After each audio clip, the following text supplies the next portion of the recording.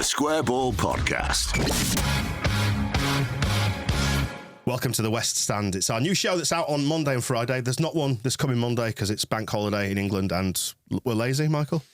I'm doing bank holiday stuff, which is recovering with a hangover, probably. I've got a barbecue on, not at my house, I'm going to a barbecue Sunday, so that'll be nice, won't it? It's very civilised, that. Monday, laying around. Yeah, this is the West Stand. There will be no Monday edition of the West Stand, but this one is where we welcome guests from across the world of Leeds United, journalists, commentators, ex-players, people who might sit in the West Stand. Today, Matt Lewis. Hello. You all right? How are you? Do you sit in the West Stand? No. No? No. Undermine the premise of the show. Nice one. No, I obviously, as a guest of Leeds, I occasionally do frequent the West Stand. But traditionally, my season ticket was in the Cop, N7. We're here to talk about Leeds United and what it means to be a Leeds fan. You can't necessarily give us the inside view of Leeds United too much, but to a certain extent, maybe, because you've been podcasting, you've met some of those guys. Oh, yeah, I suppose a little bit. I think you're obviously most famous for the Leeds United podcast. Naturally, yeah. That is. Do you know what's funny about that? Is that I actually did get collared for it recently. I was chatting to someone, someone approached me, I think it was in an airport or something, and obviously the first thing you think they're going to ask you from Harry Potter or whatever, did you do the Leeds United podcast? Thank you so much. Yes, I do. Yeah, it was quite the treat. Yeah, so we do have fans all over. What's happening with the podcast? It's a good question. I don't actually know. We're not going to be involved going forward this season, but I don't know really what Leeds United as a club are going to be doing with it themselves. I know that they were keen to keep going, so hopefully it continues in some capacity. But me and my team we've got a few other projects going on. We're a little bit busy and so we've just decided to step down from this year. I think so. As people who won't know this, that your production company was making it. Yeah, exactly. And so we know it was an incredible opportunity. I mean, we originally set it up. I mean, as you know, we set it up with Beckford years ago as doing a Leeds, and then it was the club that had approached us and got in touch and said they were in the market for a podcast. To try and rival some of these big boys that were taking all of the attention, LS11, those big ones, and they we obviously jumped at the chance, and so after like 4 years, we had a great time doing it. It was really brilliant. But just as I say, this year it's just become a bit unfeasible for us. Obviously, I'm in Florida as well. I think personally, if they were going to continue it, it would benefit from someone in the room. I think what you guys do, it remotely is fine every now and then, but in my opinion, I think it's stronger if you're in the room and can, like, one of the favourite ones, I mean, it's a bit rubbish to talk about now, but one of the favourite ones that we actually did was when we went down to Ellen Road and had Georgie on the show, and we were actually there in person, and I think that was one of the best episodes we did, and that was last season, so that really tweaked in my head, maybe this could be better if it was someone actually in Leeds, so maybe that's the route they'll go down. Another one we've killed off, Michael. Yeah. How many more left? Podcast or Georgie? Well, whichever way you want to take it, mate. Whichever way you want to take it. No. Georgie, eh? No. Well, we'll get round to the transfersy side of stuff because I want to just pull on that. Sorry to bring his name up. It's all right. The Florida thread, first of all. So you are back in Leeds, obviously doing some stuff around Leeds at the minute. Horsforth boy. I am indeed, yeah. But you are based in Florida at the minute. What's the routine like in terms of watching from Florida? Because you must be sick of all these lunchtime kickoffs because it means a 7:30 start there on the East Coast. Yeah, it's a pain in the ass. I was actually in Tulsa, Oklahoma for the first game of the season.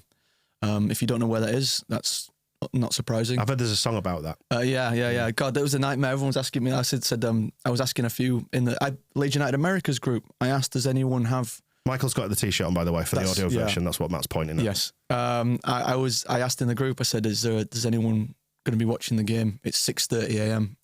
In Tulsa. Is anyone watching the game? And all I got in replies was, I don't know, but I know it takes 24 hours to get there. And yeah, not helpful, guys. And the West Coast guys, obviously, getting up at like 4:30 for those. Yeah. I lived in LA for 2 years, and that is really difficult. So Saturday breakfast times, what do they look like for you? Then how do you experience being a Leeds fan? Well, I'm very fortunate that Daisy, Kevin Day, who is he's a Cockney actually from Tottenham, but has been a Leeds fan his entire life. He owns the pub with his wife Kathy. So they very kindly open at the crack of dawn for us to go down for games. Which pub is this? Sorry, so if anybody who's over in Florida, if you're visiting, it's not too far from Disney and Universal, is it? It's downtown Orlando. It's the Harp and Kelt. I mean, football fans are welcome from all teams, I suppose. But upstairs we have the Bielsa suite where we get a lot of Leeds fans that are on holiday that are coming from elsewhere, and in America as well. A lot of Americans come. I'm sorry about that, but that's just part of it. How dare they? So no, we get quite a diverse clientele that come in, and it's great. So they open up just for us for those early kickoffs because most fans aren't that dedicated. It was originally, as a brief sort of background to it. I mean, if you look on the Premier League website and they have like a pub finder where you put in your address or whatever, and it came up as a Liverpool-Everton pub. But if you remember in the Premier League, that first such a special pub. Yeah. Don't get me started on that lot. The first game of the season when we got promoted, we were playing Liverpool, and so I'd up to that point I'd just been watching in my where I live in Orlando. I was watching. I had a deal with the local manager at this ale house where he would get ESPN Plus if I promised to show up for championship games. But then we suddenly were on the Premier League. I'm like, okay, now we're on the real TV. So I'll go to a real pub. And so I found this place, and I just sent an email to the owner, Kathy, and I said, I know it's a Liverpool pub, but I just want to watch it with people. I won't even wear a Leeds shirt. I'll just sit in the corner quietly and mind my own business. I just want to be in an atmosphere. And she said, well, actually, my husband's a Leeds fan. He'll appreciate the support. And been going ever since. And we formed the Orlando Whites sort of that month, really. And that's where we go. So we go down. She'll put on the full kitchen's open. You get full English or full Irish, I should say. And we sit and watch the game always on the big screen as well. It's good. Beautiful. And how many are in the Orlando Whites now then? Well, we've expanding. We've moved up and down throughout the years. We actually have a solid base of 10 at the minute, with usually regulars of 5. One of us just moved to Saudi Arabia. We were 6, but he's moved there. I guess relegation hit him pretty hard, so he fled to the Middle East. Took that big Saudi cash. Yeah, he did. Yeah. But as I say, we are bolstered by tourists, so we range I think our biggest game weirdly was QPR last season. Wow. Wow. We had 30-40 people in there that were all on holiday and had chose to spend 3 hours of their holiday to come and watch QPR Leeds United. I'm so sorry. Have any white supremacists turn up by accident, misinterpreting the nname, thinking, I could get on board with this? That's just full of Leeds fans. So when we were making the name and we were thinking, and I was a member of the Maverick Whites supporters club when I was in Leeds, and so I wanted it to be that. I wanted it to be the Orlando Whites, and none of us thought anything of it. And I think one of the Americans on the group said, "Have you thought about that?" And it twigged, so I reached out to because I thought, well, does anyone else do that? And a lot of them are sort of Leeds United America, or they put just Leeds United in the name. So I asked the New York Whites if they'd had any trouble, and they very kindly got back to me and said the only thing is that he wore a T-shirt once on the subway, and that someone picked out. And it was a bit of a hairy moment. Wow. But he was able to explain it's just a football team. And apparently everyone went home safe. So yeah, it's as long as you explain, everything's fine. We've had no issues. We love a happy ending and all that. So you ended up flying in for the playoff final, because I remember we exchanged messages around that, didn't we? And you were like, shall I do it? Shall I not? Yeah. Shall I do it? Shall I really not? wasn't doing it. And then I was like, I know you're going to do it. Yeah. And you did. So tell the story of that little journey, because it was a really tight turnaround, wasn't it? Yeah, I was adamant I wasn't doing it. I think I'd just been in England maybe a week earlier, and I'd had plans for work to be coming back over in a few weeks, and I was just like, I can't justify going back for 24 hours just to watch us not score a goal, which is obviously what's going to happen, because I'd been to Watford, I'd been to Doncaster, and I was adamant I wasn't, and you were just needling, weren't you? you were just like, "Yeah, but you are." So why don't you just get it over with? It was obvious you were though. I said, "Yeah, but I'm not, Dan." And then lo and behold, like on the Wednesday night, I think it was the Norwich game, wasn't it? It was the second leg, and we'd been in the pub, and we were 3-0 up at half time, and everyone in the pub's finding flights and tickets, and I'm just looking around like I can't. And my mate Sean, who I should have to tell about, so he's one of the founding members of the Orlando Whites. Sean is landlocked. He's not allowed to leave the United States. Not for any criminal reasons. It's just the way his immigration's set up. It's a really weird thing. He's been there for 20 years.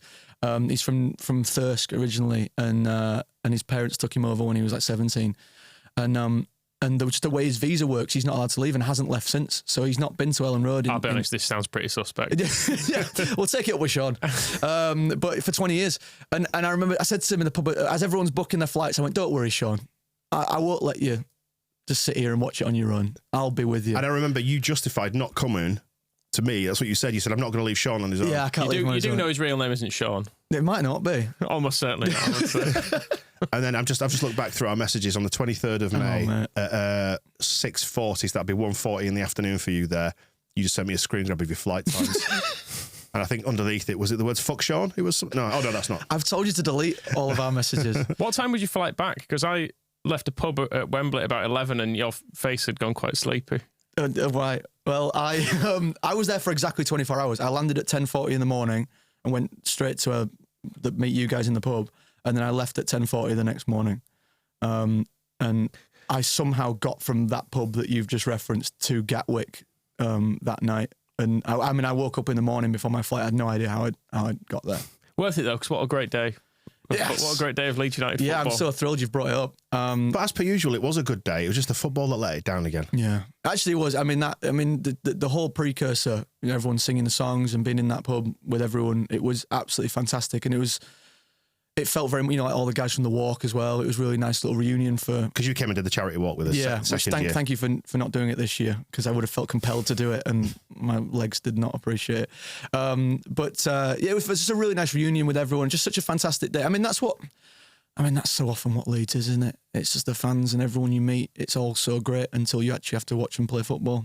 That is exactly how I feel, or how I've felt since the playoff final. I don't know about you, but it's flicked some sort of switch in me, and I don't know if there's ever going to be any going back, but I think it might be quite a healthy thing where I can just let all the bad stuff go now. And you can't. You occasionally pretend to be all zen about this. Yeah. No, it's not about being zen. It's about so Georgie left, and that is genuinely the most upsetting thing I think that's happened to me football wise with Leeds United in a while, because I love Georgie because he's such a pure young man who was having a great time, and then he let us down. Yeah. But I'm used to being disappointed in life now, and I can move past it, and I can just go, do you know what?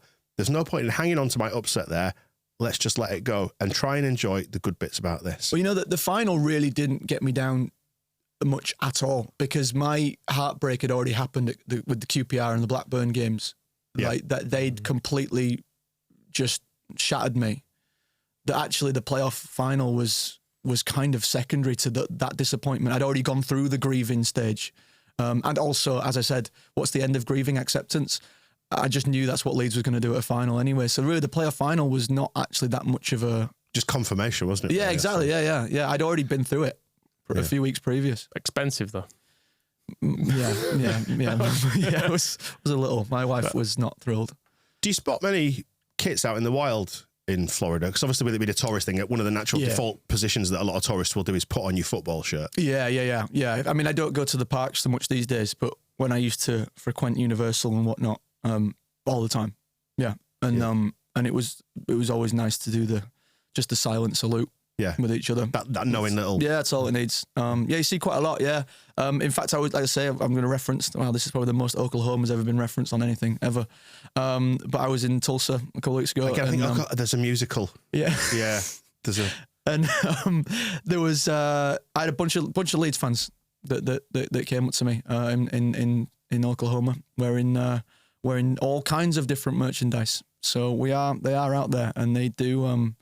Americans do support Leeds, and they do support it well, and even in the godforsaken Championship. Yeah, there is. It feels like it's like a little cult that's growing almost, and it's going to keep growing. Yeah, do you know when everyone sort of said that under Bielsa we kind of became that hipster club and we were like everyone's second favourite and it kind of became cool to support Leeds? I feel like that has kind of continued. That does have a bit of longevity, I think. We are a cool club to support with the history. You know, particularly in America where everyone just wants to support the winning teams. You know, it's your Man Cities, your Liverpools, Chelsea's, whatever. For those people who want to give the impression, or maybe, I mean, genuinely, there are a lot of them that are like, no, I actually like football. I'm not just watching it for the Premier League to be popular, to support Messi. I actually like football. We're quite a popular club for that kind of mindset. There's a struggle baked into Leeds, isn't there? And I think it makes it quite alluring. I know of fans in America who latched onto Leeds in the mid-2000s, which is obviously a bad time to latch onto Leeds. But just hearing the story of the difficulties and the Leedsiness of it all is actually quite appealing to people. Like a bit of wider narrative, I suppose, beyond just this is the team that I see on ESPN or whatever, you know, most weeks, or have got the nicest kit. This is a team that puts you through it. I mean, we're all sick masochists at heart, aren't we? I mean, we have to be if we're Leeds fans. We must get off on this in some grim way. But it's true. I mean, when we went up, I mean, that was made all the sweeter by the 16 years of shit, wasn't it? And I think about this with Man City. I know everyone talks about it, but it's so true. I mean, are they enjoying it? Do you enjoy just winning all the time? I mean, yes, okay, you can go and celebrate a final, but it's never going to... Them winning the Champions League even is not going to mean the same to what getting promoted meant to us. No. Because they've just not had to go through, or at least there's a generation of their fans that have just never had to go through that level of adversity. Paul Dickov scoring that goal at Wembley will mean more to a lot of people than winning the Champions League because... It's attached to the struggle. Yeah, exactly. And whereas the Champions League, in some ways, has just been... It's taken him too long to win it. It's been the inevitable conclusion of spending fucking loads of money. Being the richest team. For ages and having the best manager for ages. And eventually, yes, you'll win the Champions League. And then everyone goes, right, well done. You've done it now. I mean, someone asked me, they said, what's your favourite Leeds memory, favourite Leeds win? And I was rattling through it and I was like, it felt embarrassing to say some of them because they were on the grand scheme of football, insignificant.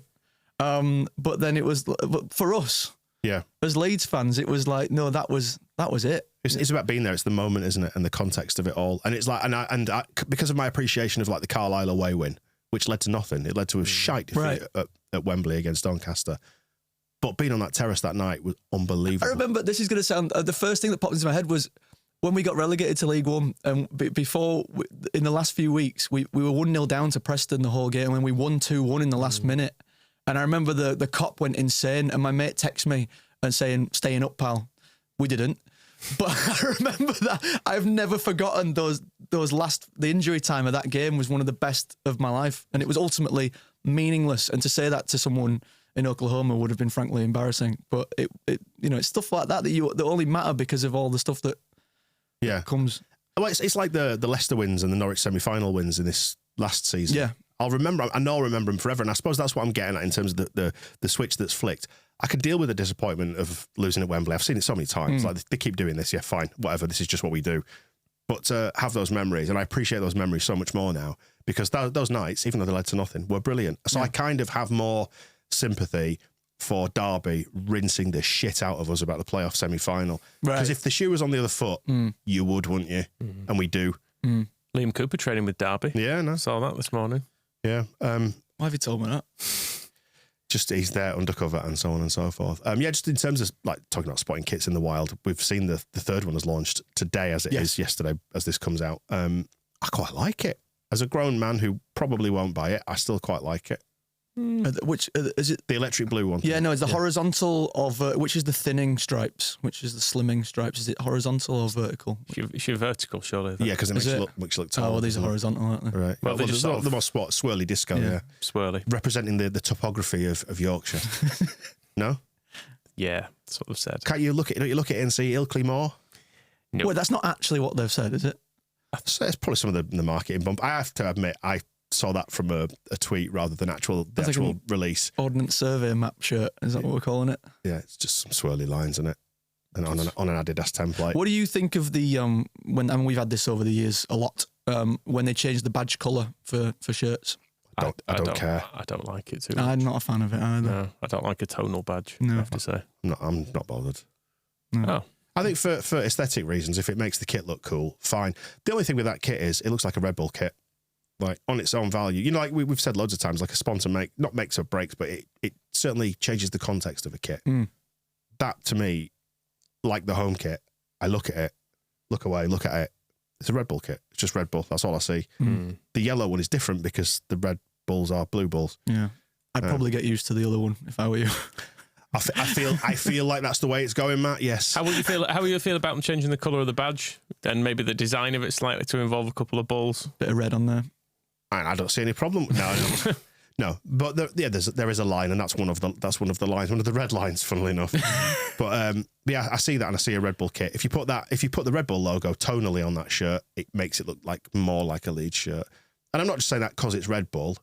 It's the same point stands up, I think, for the home shirt. If you put it in the club colours, it makes it look more. It gives it more harmony.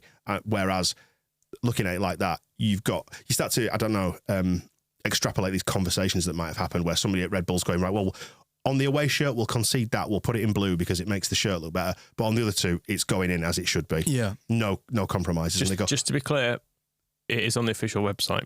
Right. They're excited to reveal it's a vibrant design inspired by the topography of Yorkshire and bold nature of our supporters. Somebody at Adidas has written that, haven't they? Extraordinary. Yeah. People often say that about Leeds fans. Yeah. Bold. Very bold. Very bold people.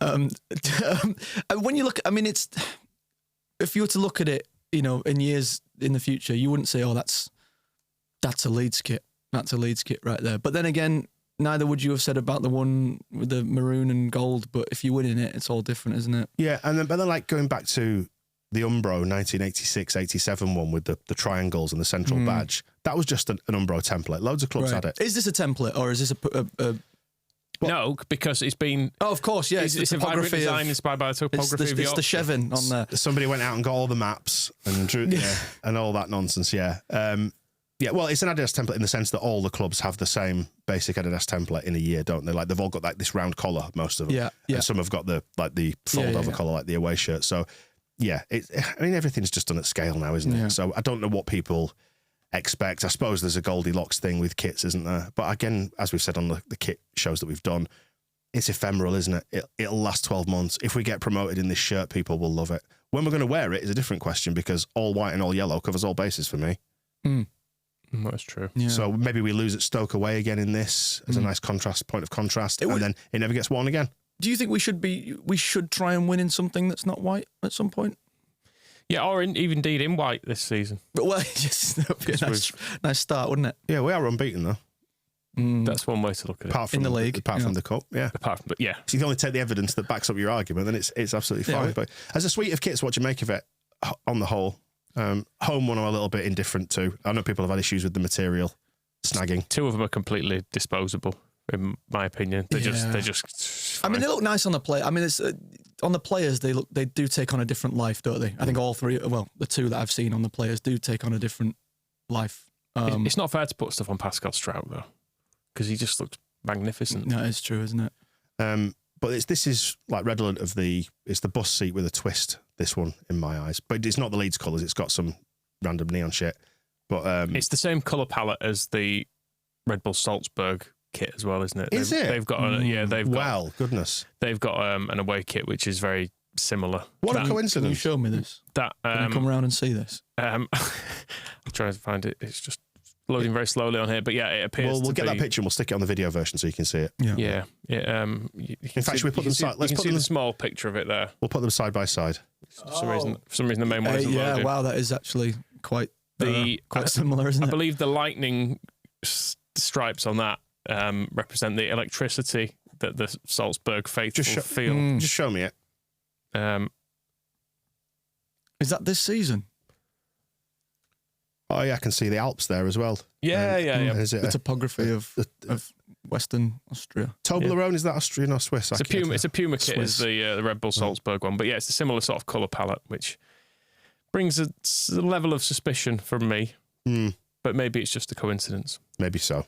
But at least like the base colour of it, blue. So we've got a white, a blue, and a yellow kit.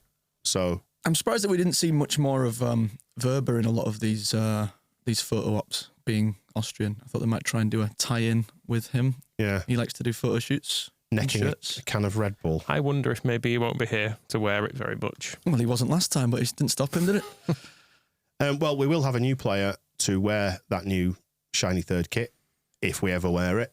Largi Ramazani looks Yes. like he's on the way in. At the time of recording, it's lunchtime Thursday. We don't know if he's going to be registered in time for Sheffield Wednesday on Friday night. But shiny new thing, new toy, new player. Yeah. Surely that's kind of all Leeds fans needed, wasn't it? In this chasm between Bogle signing and getting round to today, just some new things to look at. It's as you said on the show that we did with Berren Cross on the West Stand, and you relayed the story of when your dad worked for Yorkshire Electricity and the residents were out shouting at the hole digging team because their power had gone off, so they started digging a hole. Didn't matter where. Nope. Just needed to see some progress. So they dug a hole. And we were saying on that show, Leeds just needed to dig a hole. And lo and behold, they've dug a largy hole. Although he's Yes. quite a little fella, isn't he? He is only did he, yeah. So we're compiling a very small attack. We like short wingers. We really do. But I mean, he looks decent, doesn't he, from YouTube? But then it's YouTube, I I'm suppose. fully expecting to fail his medical, and we'll send him back. But we're doing something. That's what counts. Yeah, it's been a difficult month, hasn't it? I think there's certainly a bullishness within Leeds that they'll get done what they need to get done, but there's no denying that the pressure is being cranked up, something chronic, probably due to the messaging and all that. Again, sign a player, win a game, everyone's laughing. Yeah, win a game would be nice. Yeah, I mean, what is it, like 9 days? How many days are there in August? Is it 9 days left for this window? Yeah, I think it shuts on Friday the 30th at 11, Oh, right, okay, 11 so even PM less here. then. Yeah, or midnight, whichever.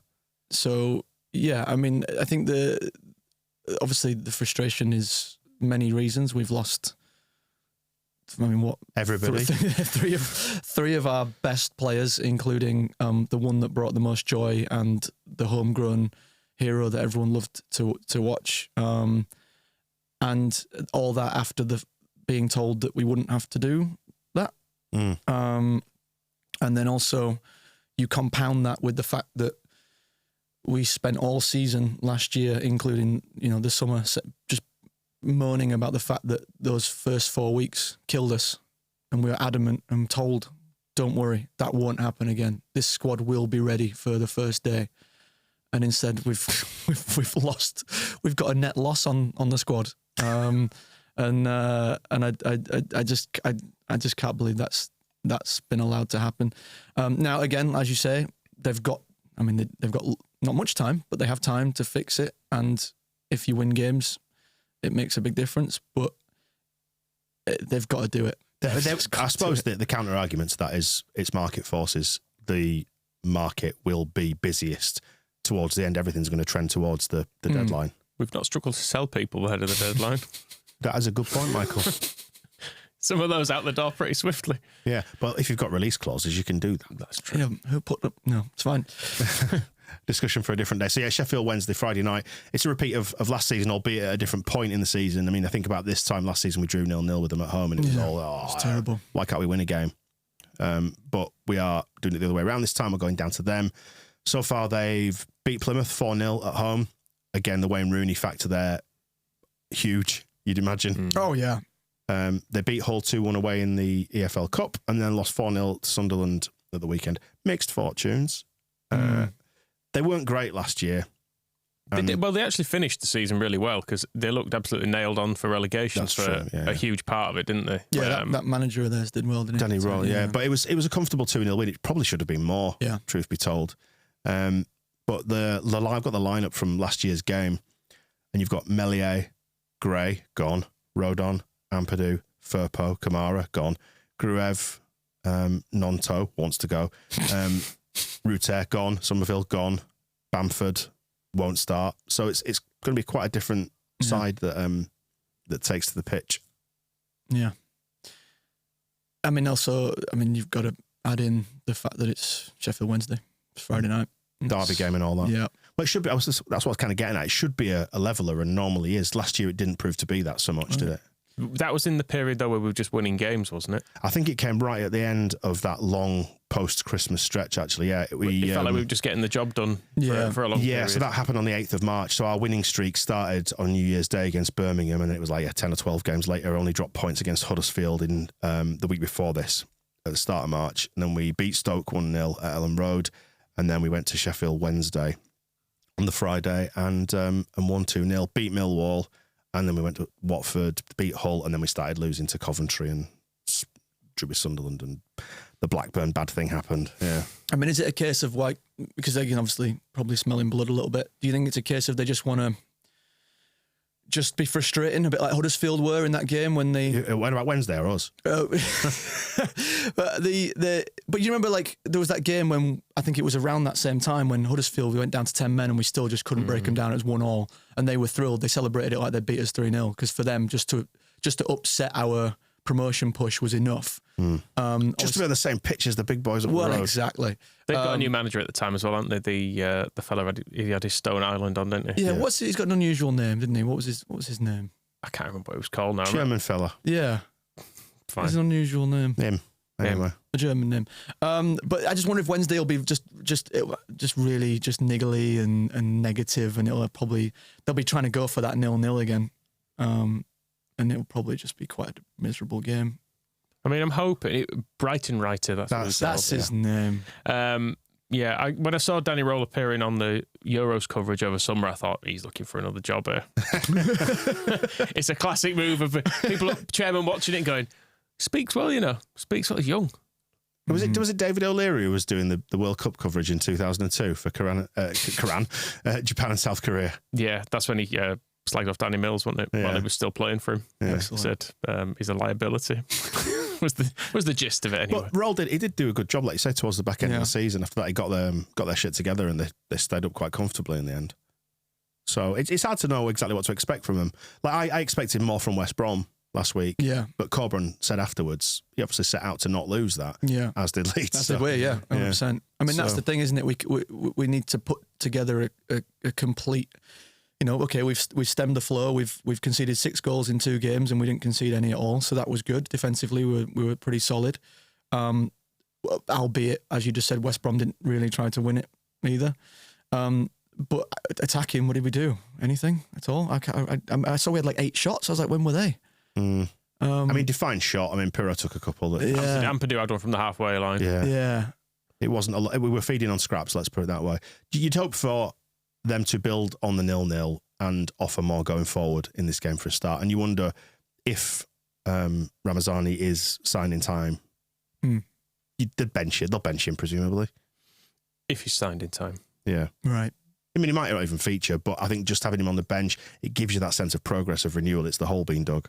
I know it's completely absurd to watch these YouTube compilations and make assumptions, but he did look very composed in some of his finishing in a way that we might have lacked from certain players in the last couple of years. I mean, God love Georgie.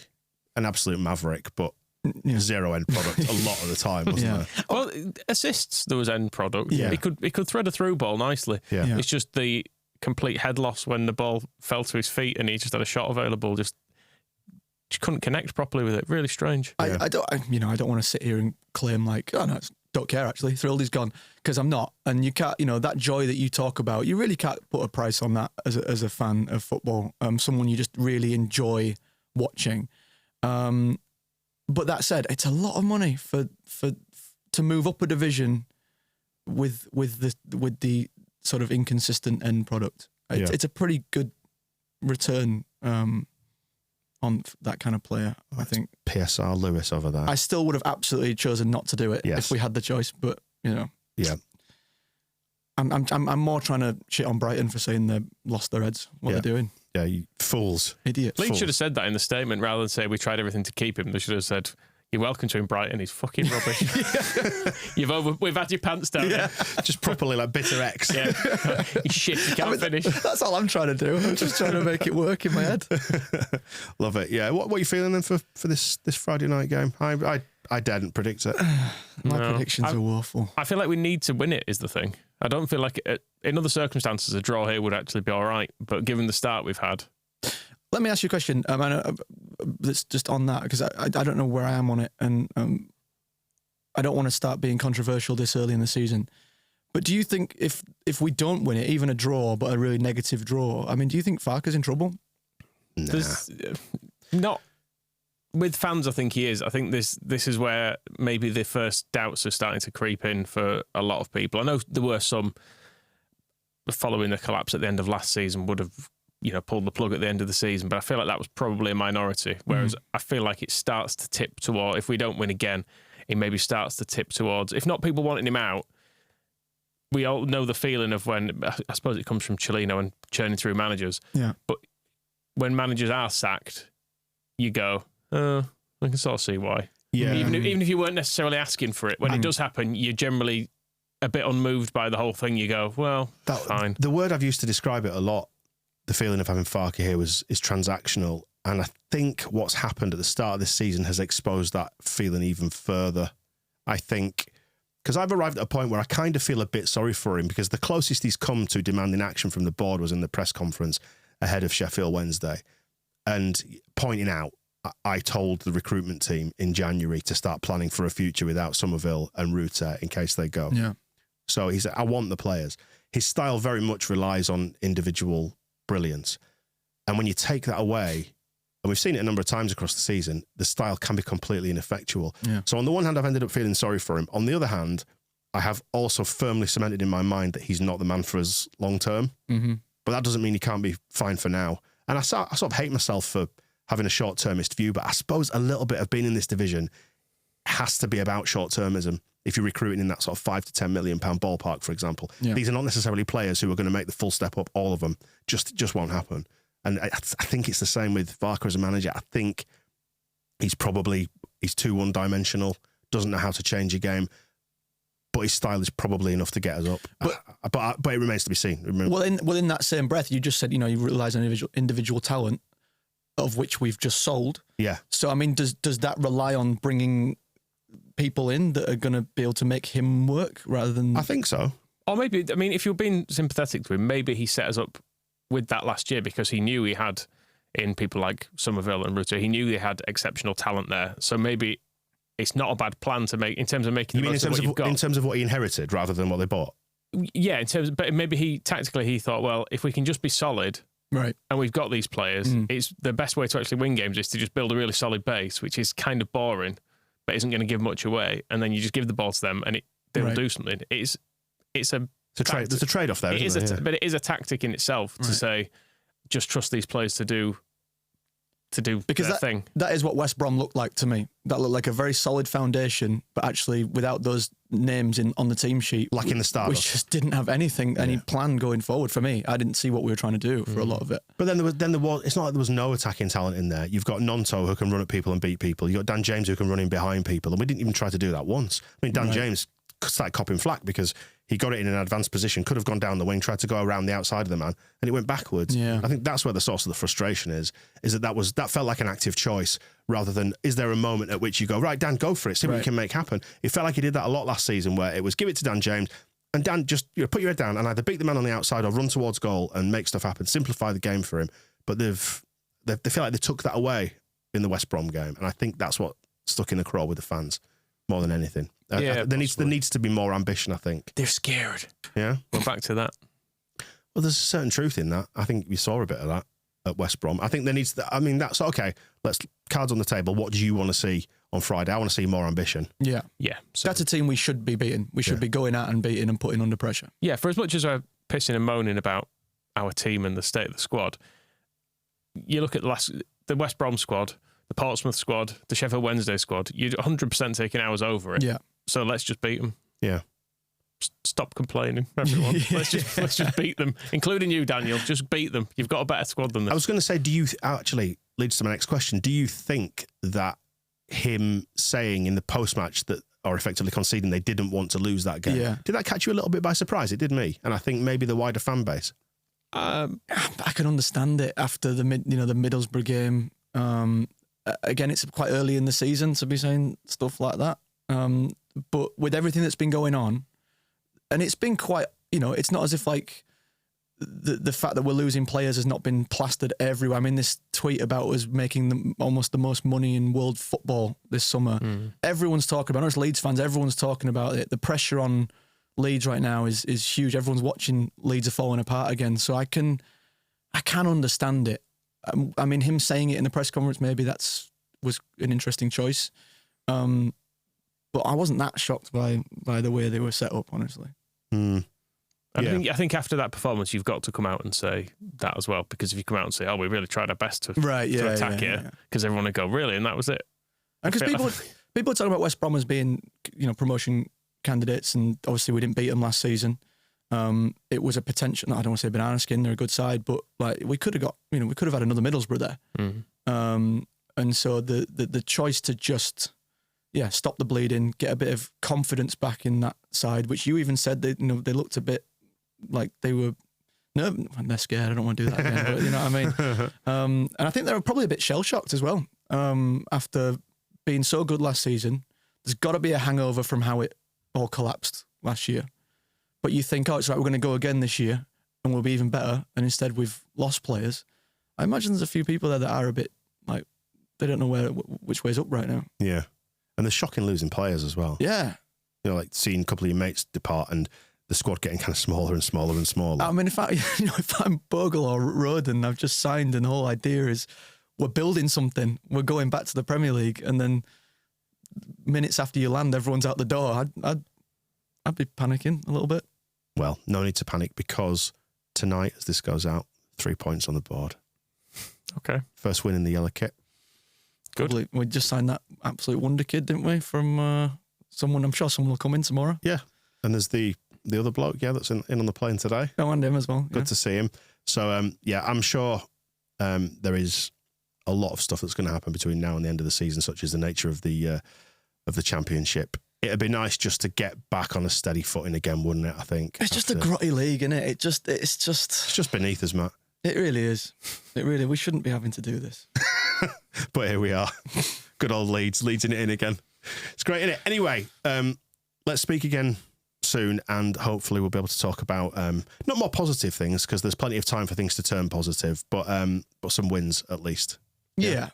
And we a bit of perspective as well. We've had a lot of years with some terrible ownership, terrible managers, terrible players, and we've been in a lot worse situations than this.